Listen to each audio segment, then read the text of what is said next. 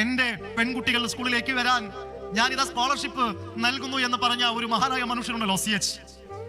പെൺകുട്ടികൾ സ്കൂളിൽ പോകാത്തൊരു കാലത്ത് അവർ സ്കൂളിലേക്ക് എത്തിക്കാൻ വേണ്ടിയിട്ട് പണം അങ്ങോട്ട് കൊടുക്കാൻ തുടങ്ങിയ ഒരു പാർട്ടിയുടെ പേരാണ് മുസ്ലിം ലീഗ്. ലീഗ് ഒരു കാലത്തും പണം ഇങ്ങോട്ട് മേടിച്ചിട്ടില്ല, അങ്ങോട്ടേ കൊടുത്തിട്ടുള്ളൂ. അതിനൊരു പാരമ്പര്യമുണ്ട്. കായികങ്ങളെത്ത് സേരി സാഹിബ്, ഭാവഗീതങ്ങൾ, പുപ്പോയതങ്ങൾ, ശാബ്ദങ്ങൾ, ഐതളിതങ്ങൾ. നോക്കുക, എന്റെ ദീൻ എനിക്ക് പ്രബോധനം ചെയ്യാൻ എന്റെ കയ്യിൽ ഒന്നുമില്ല. നിങ്ങൾ എന്താണ് തരുന്നതെന്ന് ചോദിക്കുമ്പോൾ സുദ്ദീഖ് പറയുന്നുണ്ട് ഞാൻ എന്റെ തോട്ടം. ഉടനെ ഉമർ പറയുന്നുണ്ട് ഞാൻ എന്റെ തോട്ടം. സുദ്ദീഖ് പറയുന്നത് ഞാൻ എന്റെ അടുത്ത തോട്ടം. ഉമർ പറയുന്നുണ്ട് ഞാൻ എന്റെ തോട്ടം, അടുത്ത തോട്ടം.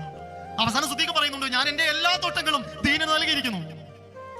ലീഗ് എന്ന് പറയുന്നത് കനപ്പെട്ട പരിശുദ്ധമായ ഒരു പ്രത്യയശാസ്ത്രത്തിന്റെ തറയിലാണ് കെട്ടിപ്പടുത്തിട്ടുള്ളത്.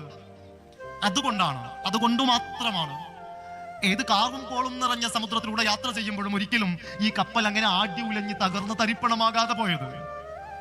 48 തുടങ്ങിയതാ ശൂന്യതയിൽ എന്ന പോലെ. ഇന്ന് ഇങ്ങനെ താജ്മഹലിന്റെ സൗന്ദര്യത്തെ ഒരു സമൂഹത്തിന് സമ്മാനിക്കാൻ നമുക്ക് സാധിച്ചു. താജ്മഹൽ നൽകിയില്ല.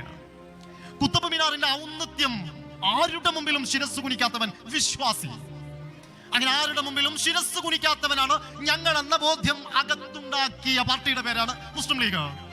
അതുകൊണ്ടാണ് മോദി അവിടെ ഭയപ്പെടുത്തുമ്പോ, അതുകൊണ്ടാണ് അവിടെ CIA വരുമ്പോ, അതുകൊണ്ടാണ് അവിടെ നിന്ന് വഖഫ് വരുമ്പോ ഭയപ്പെടാതെ ജീവിക്കുന്ന ഒരു തലമുറ, ഒരു സമൂഹം ഇന്ത്യയിൽ ഉണ്ടെങ്കിൽ അത് കേരളത്തിലെ മുസ്ലിം സമുദായമാണെന്ന് നമ്മളെപ്പോഴും ഇങ്ങനെ അഭിമാനത്തോടു കൂടി പറയുന്നത് എന്തുകൊണ്ടാണെന്നറിയോ? ഔന്നത്യം നമ്മളിൽ ഉണ്ടാക്കിയത് കൊണ്ടാണ്.